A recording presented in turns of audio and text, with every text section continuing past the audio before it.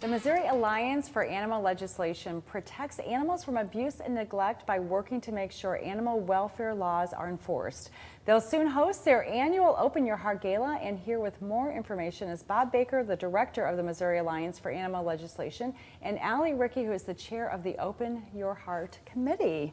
Welcome, Allie and Bob. Welcome back to STL Live. Nice to see you both. Thank you. It's good to be here. Yeah. So, Bob, you've got an interesting story about how you went from a stockbroker at one point to involved really most of your career with animal welfare. Yes. So let's talk a little bit about where that came from, that passion.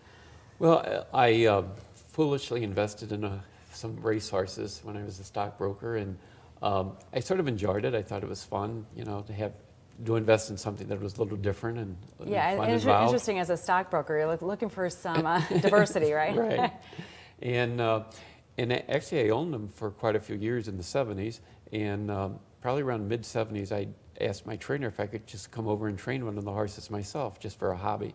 And he said, fine. So I did, and actually I was quite shocked to see what went on behind the scenes. And the biggest thing that disturbed me was the fact that when horses became injured from racing, they would just drug them up and send them out to race again. And I thought this was illegal, and I found out it was not. In fact, they had legalized these drugs in 1973. So I started a campaign, more or less, to get the Illinois Racing Board, which regulated horse racing in the state, to change the rules on drug rules. And I was just beating my head up against the wall, not getting much support at all. But lo and behold, I wrote to everybody looking for help, and the one day 60 Minutes called, and they ended up doing a story exposing all the drug abuse on the racetracks. Harry Reasoner was the correspondent at the time. And it really shook up the industry. There was major reforms in about 20 states as a result of that story.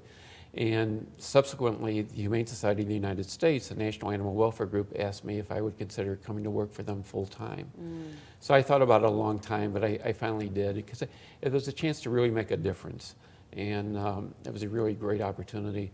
And interestingly enough, the first issue they gave me was the puppy mill issue, which was very dear to my heart anyway, being from Missouri, because this is where the center of puppy mill is. So I've been fighting all variety of animal issues since 1980, full-time basis. Wow. So how would you define a puppy mill, for instance?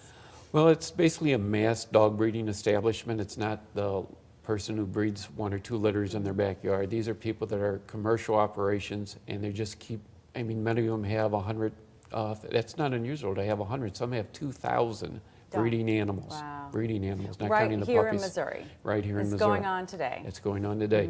Now, we have made a big difference.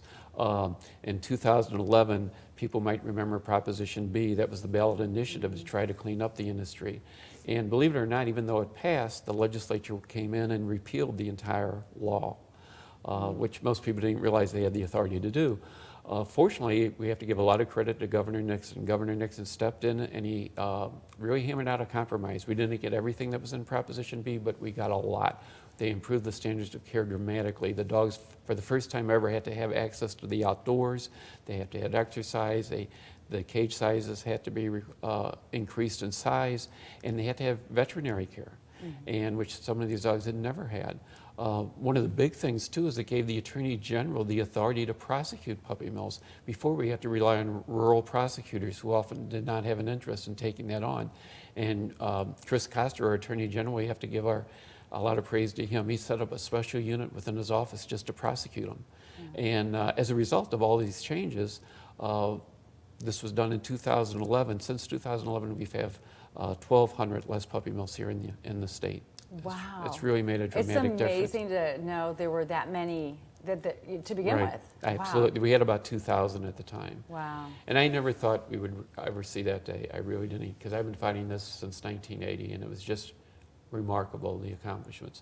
We still have much more to do, and that's why we're still out there and at the state legislature trying to make changes, and also to protect the laws. That's one of the things most people don't realize. They think, well, you can fight and fight to get a law passed, but once it's passed, you have to fight for many years to keep it there. And that's what's going on this year in the legislature. We're just a slew of bills. There must be 15 or 20 bills that are are intended actually to weaken our laws protecting animals. That's amazing. So you're spending a lot of time in Jeff City, I'm Yes. sure, and Allie is busy at work on a gala coming up in about a week. So we're going to take a quick break right now and come back and hear from you about what to expect and how we can get involved. So stay with us at STL Live. We'll have more with the Missouri Alliance for Animal Legislation after this break.